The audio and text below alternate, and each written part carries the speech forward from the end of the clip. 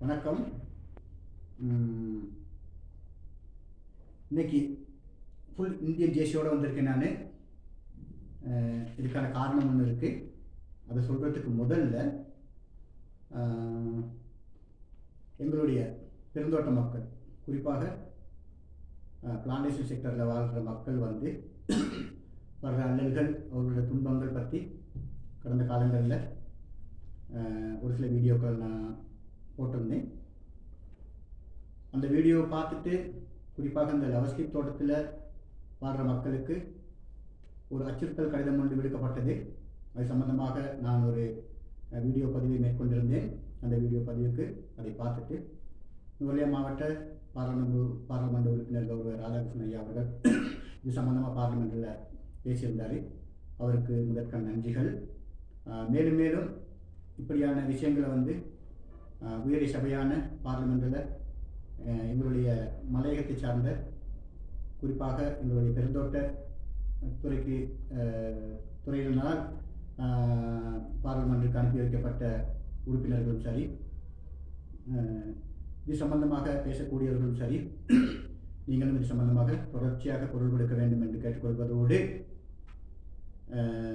அண்மையிலே வந்து ராகலையில் அல்கர் நோயா நடுக்கணக்கில் ஒரு 6 குடும்பங்கள் நீதிமன்றத்தின் உத்தரவுக்கு அமைய அவர்கள் வெளியேற்றப்பட்டிருந்தார்கள்.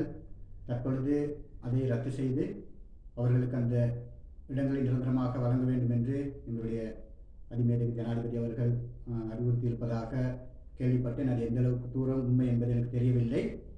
இருந்தாலும் இந்த விடயம் சம்பந்தமாக எங்களுடைய ஜனாதிபதி அவர்களுக்கு நன்றியை கூறிக்கொள்வோம். அதே வேளையிலே நேற்று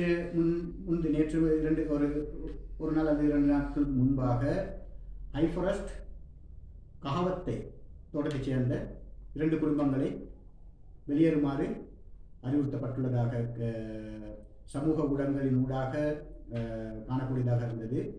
இப்படி தொடர்ச்சியாக எங்களுடைய மக்கள் இடம் சம்பந்தமாக, தங்களுடைய இருப்பு சம்பந்தமாக பல்வேறு அசௌகரியங்களை சந்தித்து வருகிறார்கள். இது வந்து மலையக மக்களுக்கு, குறிப்பாக தோட்டப்புற மக்களுக்கு வந்து ஒரு பாரிய சவாலான விடயமாகும். இங்கே குறிப்பாக வந்து தோட்ட நிர்வாகங்கள் வந்து பாரிய அச்சுறுத்தல்களை மக்கள் மேல் திணிக்கிறார்கள். ஒரு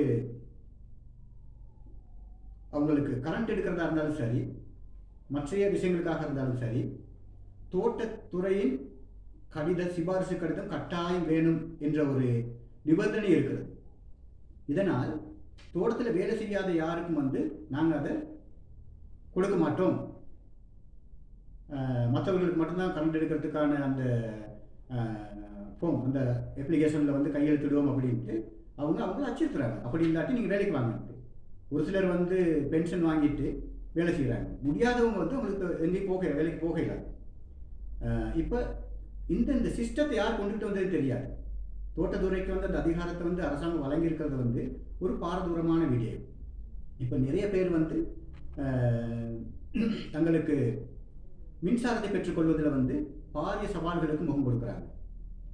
ஏன்னா தோட்டத்துறை வந்து அவர்களுக்கு அந்த கடிதத்தில் வந்து சைன் பண்ணி கொடுக்கறது இல்லை.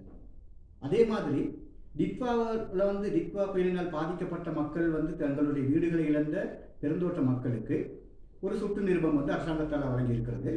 அந்த சுட்டு நிருபத்தில் வந்து தோட்ட அதிகாரியின் கையொப்பம் கட்டாயம் என்று கூறப்பட்டிருக்கு.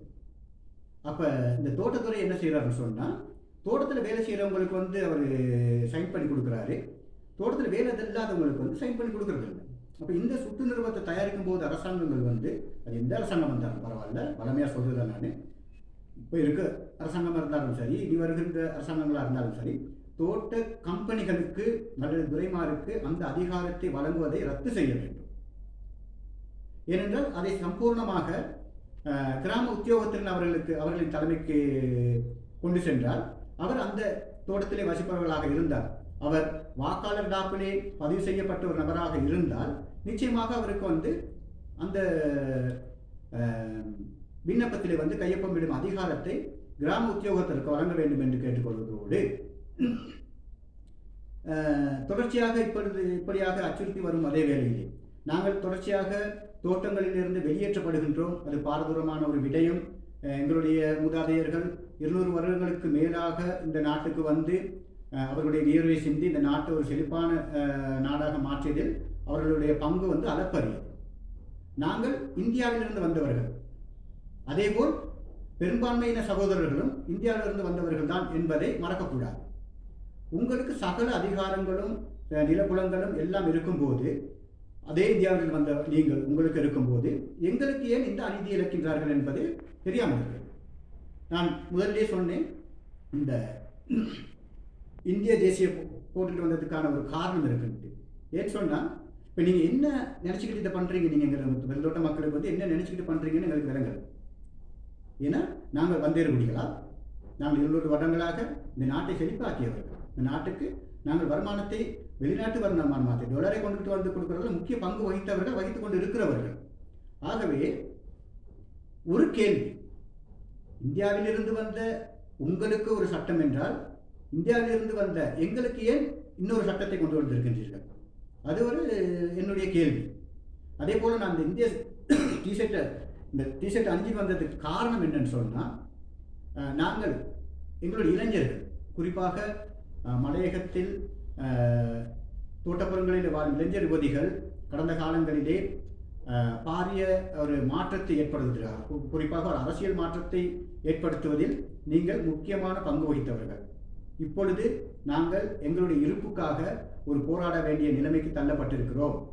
ஆகவே நாங்கள் இந்தியர்கள் என்று நீங்கள் நினைத்தீர்களே, ஆனால் நாங்கள் இந்தியர்களாக போராடுவதை உங்களால் தவிர்க்க முடியாது. ஆகவே இளைஞர்களே, யுவதிகளே, ஒன்று மட்டும் இதை சிங்கள இளைஞர்களுக்கும் நாங்கள் கொண்டு செல்ல வேண்டும். அவர்கள் நிச்சயமாக எங்களுக்கு ஆதரவு வழங்குவார்கள். அதேபோல் எங்களுடைய முஸ்லிம் சகோதரர்களும் எங்களுக்கு நிச்சயமாக இது சம்பந்தமாக ஆதரவு வழங்குவார்கள் என்ற நம்பிக்கை எனக்கு இருக்கிறது. ஒரு விடயம், இன்று முதல் நான் என்னுடைய ப்ரொஃபைல் பிக்சரை வந்து இந்த இந்திய டிஷர்ட் அணிஞ்சு போட போகிறேன். ஏன்னா நீங்கள் தான் அதுக்கு தள்ளி இருக்கீங்க. எங்களை வந்து நீங்கள் தள்ளி இருக்கீங்க. அந்த இக்கட்டான சூழ்நிலைக்கு தள்ளது வந்து அந்த அரசாங்கங்கள் தான். ஒவ்வொரு அரசாங்கமும் ஒவ்வொரு முறை ஆட்சிக்கு ஒரு அரசாங்கங்கள் வந்து சொல்வது என்னென்றால், இந்த மலையக மக்களுக்கு, குறிப்பாக தோட்டப்புறத்தில் வாழ்கின்ற மக்களுக்கு காணி உறுத்து தருகிறோம் என்று கூறுகிறீர்கள், வாயளவில் கூறுகின்றீர்களே தவிர எங்களுக்கு அப்படியான எந்த ஒரு உறுதியும் இதுவரையும் வழங்கி வைக்கப்படவில்லை. தயவு செய்து இது சம்பந்தமாக எங்களுக்கு ஒரு சரியான நீதி கிடைக்கவில்லை என்றால், இளைஞர் யுவதிகளே, தயவு செய்து நீங்களும் உங்களுடைய ப்ரொஃபைல் பிக்சரில் இந்திய தேசிய கொடியையோ அல்லது இந்திய தேசிய அணிந்து உங்கள் ப்ரொஃபைல் பிக்சரை மாற்றுங்கள்.